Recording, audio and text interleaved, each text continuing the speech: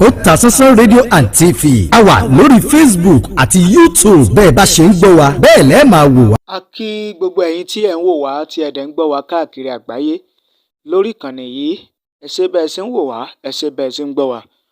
Ojú tẹ́ fi ń wò wá kò ní fọ́, etí tẹ́ fi ń gbọ́ wá kò ní di láṣẹ Èdùmàrè. Eléyìí tí a tún mú wá fún yín òun náà ni ìtàn bí Ààrẹ Ọ̀nà Kakanfò ìyẹn Aare Kurunmi ti ìlú Ìjàyè bó ṣe pàdánù ọmọ rẹ̀ márùn-ún ní ọjọ́ kan ṣoṣo. Kí ni ìṣẹ̀lẹ̀ tó ṣẹlẹ̀ tí Kurunmi fi pàdánù ọmọ márùn-ún ní ọjọ́ kan ṣoṣo? Irú ikú wo ló pa àwọn ọmọ yìí? Àti pé kí ló ṣẹlẹ̀ lẹ́yìn ikú àwọn ọmọ Kurunmi tí wọ́n pàdánù ẹ̀mí wọn yìí? Kí ni ìṣẹ̀lẹ̀ ikú àwọn ọmọ Kurunmi yìí kí ló ní í ṣe pẹ̀lú Alaafin Atiba nílùú Ọ̀yọ́? Ẹ farabalẹ̀ kẹ́ ẹ máa bá wa ká lọ bá sì máa tigi bọ gọ̀ǹgọ́ ìlú. Ìtàn ìgbésí ayé Aare Kurunmi jẹ́ ọ̀kan nínú ìtàn má lè gbàgbé nílẹ̀ Yorùbá. Ọ̀kan pàtàkì sì ni Aare Kurunmi nínú àwọn akọni ilẹ̀ Yorùbá.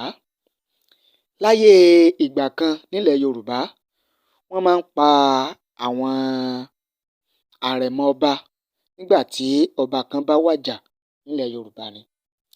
Nínú ìwádìí wa tí a ṣe láti mọ ìdí tí wọ́n fi máa ń pa àwọn àrẹ̀mọ ọba nílẹ̀ Yorùbá, àbọ̀wádìí jẹ́ kó yé wa wípé nígbà tí wọ́n ṣe àkíyèsí wípé àwọn àrẹ̀mọ ọba máa ń ṣekú pa bàbá wọn kí àwọn náà lè tètè bọ́ sórí apèrè bàbá wọn gẹ́gẹ́ bí ọba.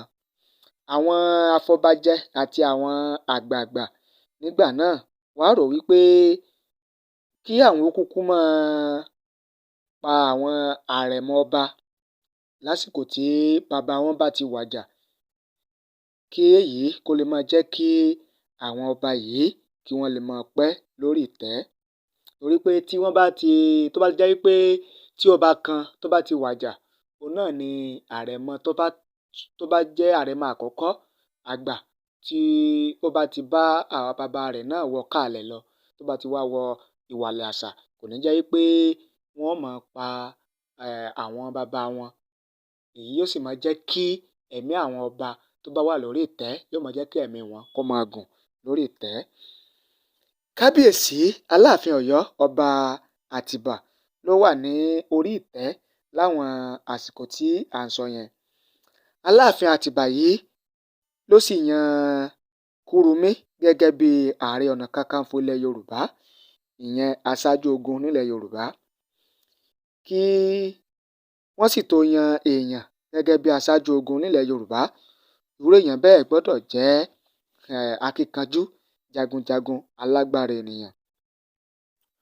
Ohun tí àbọ̀ ìwádìí tún fi yé wa ni pé Aláàfin Ọ̀yọ́ àti Ààrẹ Ọ̀nà Kakanfò wọn ò lè jọ máa gbé inú ìlú kan náà. Èyí ni Aláàfin Àtìbà fi pàṣẹ fún Kurunmi Ìjàyè kó lọ máa ṣayé rẹ̀ ní Ìjàyè nígbà náà. Nígbà tó di ọjọ́ kan, Aláàfin Àtìbà bá pe àwọn ọba àti àwọn olórí agbègbè kọ̀ọ̀kan, ìyẹn àwọn olórí àwọn aṣáájú ogun tó súnmọ́ ní àwọn agbègbè tó súnmọ́ ìlú Ọ̀yọ́. Ó sọ fún wọn wípé òun fẹ́ rí wọn. Ó sì sọ fún wọn wípé òun fẹ́ ṣe àyípadà sí àwọn nǹkan kankan nínú àṣà àti ìṣe ìlú Ọ̀yọ́ nígbà náà. Lára àwọn ọba tá a gbọ́ wípé wọ́n wà níkàlẹ̀ lọ́jọ́ tí wọ́n ṣe ìpàdé yìí, òun láti rí Kábíyèsí Ọba Tìmìtìlú Ẹdẹ, Balógun Ìbíkúnlé ti ìlú Ìbàdàn àti Kurunmi ti ìlú Ìjàyè tó jẹ́ Ààrẹ Ọ̀nà Kakanfò fún ilẹ̀ Yorùbá. Àwọn ọba yìí àti àwọn olórí ológun yìí, àwọn jagunjagun yìí, wọ́n péjú wọ́n pésẹ̀ láti lọ jẹ́ kábíyèsí Aláàfin Atiba. Nígbà tí Aláàfin Atiba rí wípé gbogbo wọn ti jókòó, gbogbo wọn ti péjú, Aláàfin Atiba dìde, ó sọ̀kalẹ̀ lórí àpèrè rẹ̀. Ó mú idà Ògún lọ́wọ́ gbágbágbá lọ́wọ́ ọ̀tún, ó sì mú oṣé Ṣàngó lọ́wọ́ ní ọwọ́ òsì. Ó ní kí gbogbo àwọn ọba àti àwọn olórí ogun tó wà níjókòó kí wọ́n máa búra pẹ̀lú idà Ògún àti oṣé Ṣàngó tó wà lọ́wọ́ rẹ̀. Ó ní kí wọ́n máa búra wípé àrẹ̀mọ òun tórúkọ rẹ̀ ń jẹ́ Adélù ni yóò jẹ́ Aláàfin tìlú Ọ̀yọ́ lẹ́yìn tí òun bá ti papòdà. Àwọn ọba àti àwọn aṣáájú ogun tí wọ́n wà níkàlẹ̀ yìí wọ́n bẹ̀rẹ̀ sí wojú ara wọn, kò sí ẹni tó lè sọ̀rọ̀. Nígbà tó yá, Ààrẹ Kúrúnmí ló kọ́kọ́ dìde sọ̀rọ̀. Ó ní kí kábíyèsí Aláàfin ọba Àtìbà kó pa ọ̀rọ̀ rẹ̀ dà. Ó ní kò sí nǹkan tó jọ bẹ́ẹ̀ àti wípé òun ò lè búra kankan níwájú Aláàfin Àtìbà. Kúrúnmí ní ṣé Aláàfin Àtìbà ti gbàgbé wípé lọ́gán tí Aláàfin bá ti gbéṣẹ̀ ni àrẹ̀mọ rẹ̀ tí í ṣe Adélù ni yóò bá wọ káàlẹ̀ lọ. Àwọn ọba tí wọ́n wà níjókòó lọ́jọ́ náà bẹ̀rẹ̀ sí pàrọwà fún Kúrúnmí nígbà tó bẹ̀rẹ̀ sí gbaná jẹ. Wọ́n pàrọwà fún un pé kó ṣe sùúrù, kó má gbàgbé pé iwájú Aláàfin ọba Àtìbà òun ni òun wà. Kúrúnmí ò gbọ́, kò sì gbà láti búra níwájú Aláàfin Àtìbà. Nígbà tí ọ̀rọ̀ yìí ò lè wọ̀ mọ́, tí ọ̀rọ̀ bẹ̀rẹ̀ sí ní le sí i, ni Kúrúnmí bá fi ìbínú jáde kúrò níwájú Aláàfin Àtìbà nígbà náà. Kúrúnmí mà bínú jáde. Kúrúnmí bínú jáde kúrò níwájú Aláàfin Àtìbà lọ́jọ́ tá à ń sọ yìí.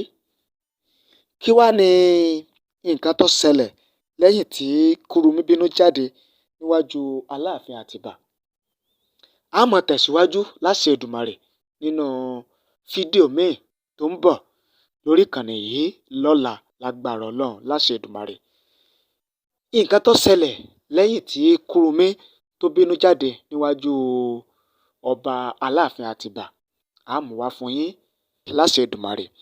Ẹ má wàá gbàgbé, ẹ̀yin tó bá jẹ́ pé ìgbà àkọ́kọ́ rèé tí ẹ kọ́kọ́ darapọ̀ mọ́ wa, tí ẹ kọ́kọ́ máa wò wá, gbọ́ wa lórí ìkànnì yìí, ẹ má gbàgbé láti bá ní subscribe sórí ìkànnì yìí, kẹ́ ẹ sì bá ní tẹ notification bell, ìyẹn aago rán mi létí, kẹ́ ẹ lè máa láǹfààní láti máa rí wa wò, láti máa gbọ́ wa lóòrèkóòrè tá a bá ti mú tuntun wá fún yín lórí ìkànnì yìí.